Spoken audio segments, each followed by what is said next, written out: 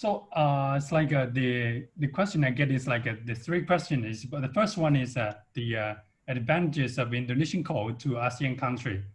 So I think there are three advantages of Indonesian coal. So for first one is the product itself from Indonesia. As we all know, Indonesia has very diversified coal specs from ultra low CV to high CV, even the coking coal, which is very suitable for the demand from the power plants, the end users, especially like the power plants, the smelters in the ASEAN countries. The second advantage is the cost of production. As you all know, the Indonesian mine has open cut mines, and also most of the location of the mine is very close to the river or the seaborne. So this one, the production of cost and also the transportation cost is very low. And the third one is also about the location of Indonesia. As we know, Indonesia is part of ASEAN, so the cost of transportation, like from Indonesia to Asian countries, is very competitive. Like, for example, this one from Australia to ASEAN countries and Indonesian to Asian countries, the cost can save like 50%. So it's very competitive. And also, as a part of Asian countries, there's no tariff for the international trading. So these are the main advantages of Indonesian coal. And also for the second question is about the opportunities and the challenges for Indonesian coal in this region. I think there are many opportunities for Indonesian coal to ASEAN countries, like the previous distinguished speakers mentioned about the very the high potential growth of the coal demand in Asian countries, especially like Vietnam. In first half of this year, Vietnam import almost 32 million metric tons of coal. This is around like a 53% increase from the same period of last year. This is very, very impressive. Despite of this impact of the COVID-19, most of the country's consumption of energy is shrinking, but the performance of Vietnam is very, very impressive.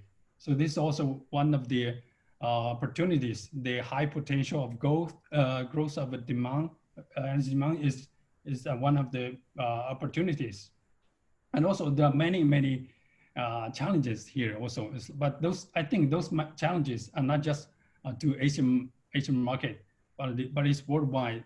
First of all, the mention is about the decline of the coal demand in the far future. It's like most of the countries try to develop the clean energy. Many countries trying to decrease the proportion of the coal consumption in the total energy consumption in their projects. It's like Mr. Stevenson just mentioned, after 2030, the new capacity installed will be dramatically decreased. This is also one of the challenges for the future of the coal demand in Asian countries. And also some, like for us, we started to do the Asian countries in 2017. There are many problems we experienced during these 3 years. I think the first problems is because those countries as emerging markets, the markets are very new. There are many new players, new end users. They start to buy the import coal. So some of them may not quite to follow the international trading rules. It's like last year we shipped some cargo to one of the biggest end users from Vietnam. At the very first beginning, they don't. We sell CIF to them, but they don't want to take any risk of a damage in the discharging port. That's one of the problems. But I think as time goes by, those problems will be solved, and many the buyers will gradually recognize the international trading rules. I think this is not going to be a problem. But there are so many other problems. It's like especially for the Indonesian miners.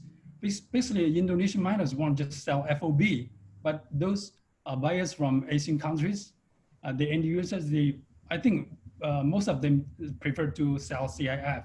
This is also the trading terms does not match. So this is why we as a trader, we are between, we're bridging the demand and the supply in between to match the requirements from the suppliers and the end users. And also another problem is the quality issues. It's like we buying it's like you buying from Indonesia, and then you put the cargo, send the cargo to those countries, especially for the emerging new markets. Maybe there's be like a huge quality difference. This is also kind of a problem or risk or need the sellers to handle.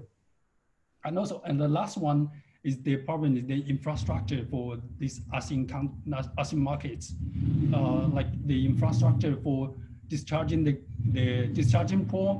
So they don't have enough infrastructures to burst the, like for example, for the Panamax or Capesize, the big size vessel, they don't have these facilities enough. I didn't say don't have, they don't have enough infrastructures to operate those vessels, and also like the lack of the barges. So, to some end users, we had to like do the transshipment in the discharging port from the mother vessel, then transshipment the cargo to the small barges. In between, this will increase the cost of operation, and also the more risk of like damage and the cargo loss. This is also some problems we need to solve. That's all. That's my sharing, Mahendra.